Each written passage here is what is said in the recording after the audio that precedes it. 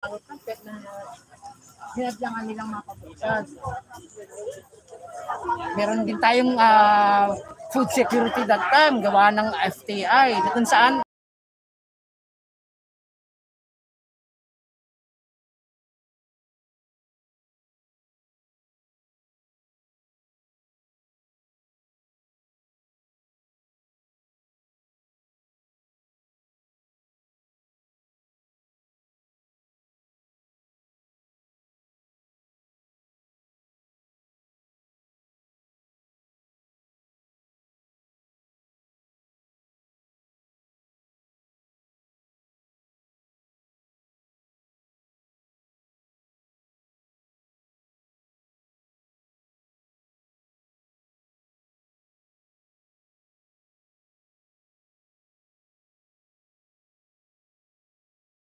ito ay nagsilbing food hub. Kung saan yung mga harvest ng mga magsasaka, ng ating mga farmers, ay binibili ng gobyerno. Para naman yung mga ating farmers, ay patuloy silang magtatanim, magsasaka. Para sa ganun, tuloy-tuloy lang ang ating pagkain na maiimbak, na nakukuha mula sa farmers. At in the same way, hindi magmumuang mahirap ang ating farmer kasi meron silang may tatabing pinagkakitaan nila mula sa kanilang pagsasaka. At ang ating gobyerno na siya namang naging sandigan ng ating mga magsasaka ng mga panahon na yon, ay ang mamamayang Pilipino naman na nakikinabang sa itong mga produkto na ito ng saka ng farming, mga farmers, ay nabibili na mas mura.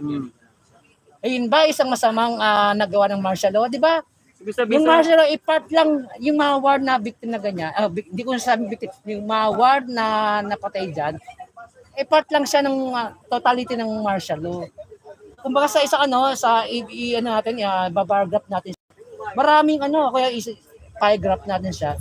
Isang parte lang siya Isang parte lang siya. Ang laki-laki ng pie graph. Ibig sabihin sir ng term sir na martial law, napabuti pa pala.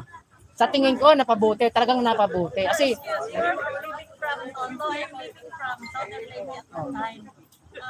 Ika na to friends ko to okay. When I was young, puro elementary, and then high school. Wala masyadong rapist. Sa panahon ko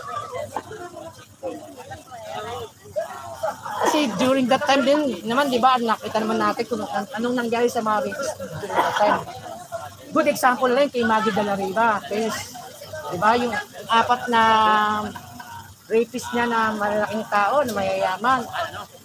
Walang pakialam sa iyo kung mayaman ka, kung anong estado mo sa lipunan. Kailangan mong pagbayaran ng ginawa mong krimen. Di ba? Ganyan lang naman yan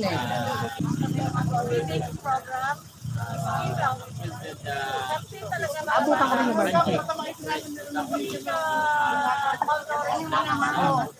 Nakasabay naman kami kasi. Kaya ako rin naman. Pero, ang mga bata nung araw, magaling ang CFRC nung araw. Imagine that, pagdubog ng araw, mag-pray na ang mga bata. Ngayon, nag-pray ba? Hindi. Angelus. Ngayon, ang mga bata malaban na sa magulang, nagmumura na sa magulang. Pero noong araw, mag-ano sila, mag-biglan. Kahit sa ating gabi, masalubong sa tas, gandang gabi po. Ngayon, asan na ngayon? Asan na ngayon yung... Tama ka dyan, no?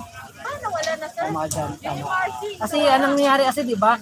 Gawa ng ang ating ibang mamabatas na galing sa mga kaliwa na apasok sa gobyerno, sila yung mga nagpo-post na mga batas na yan na kinopya lang naman sa ibang bansa. Katulad yung sa mga bata, bawal yung gawin. Kaya yung mga bata, nagkaroon sila ng liberty na lumaban sa magulang. Kasi batas na ganun Kaya kala susumbong mo. Yung teacher mo, pinalo ka, susumbong mo. Kasi pero lumalaki mga bata ngayon na iba kayo.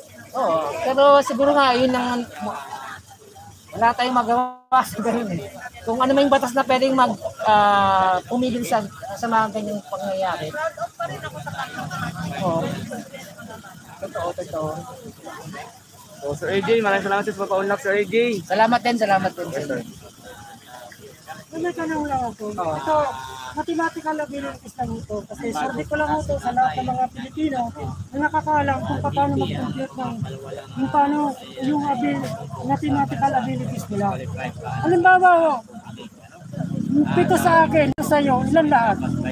15. Tama. Ito sa akin, 8 sa iyo, ilan lamang mo sa akin? Isa lang, syempre. Tama. Bigyan pa kita ng isa, ilan ang lamang mo sa akin? Eh di 16 na lahat yun, magiging na, dalawa na. Ulitin ko. Ito sa akin, 8 sa iyo, ilan lahat?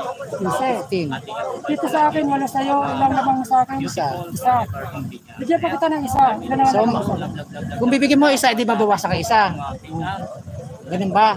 Kasi kung sasabihin mo na, bibigyan pa tayong isa, eh di isipin ko baka may pang isa magiging 16 na imbis na kanina 15 lang. Hindi. Pero kung sasabihin mo bibigyan isa, mababawasan ka. 15 lang pinag-uusapan natin. Magbabawasan ka, eh di magiging 6 ka na, ako magiging 9. Hindi maging 3. Bro, sa 10 kasi tinatanong ko niya yung dito sa mga. Ako, sa very yan. Ito po, pang elementary lang kasi ito yung tanong ko niya. Pang high school, bigyan lang mo ulit. Tuna. Tatlo, ano ba? Tatlo tayo. Siya may 10 tao, ay 30 tao, siya may 20. Ako may 10. Magkaroon ng 300 na ipapamahagi sa atin. Paano yun kung ipamahagi na equitable tayo? Na hindi pwede naman 300, tagsa 100 tayo kasi 300 yung tao mo. Sa kanya 20. Hindi ko na, kasi na-event ko ko. 300, tatlo tayo, ikaw may 30 tao, 30. Siya may 20, ako may 10. Sa ating inabang Bibigyan tayo ng 300. basto ni May ng basto ni Inday Sara, mga bayan, no? pamamahagi na equitable tayo.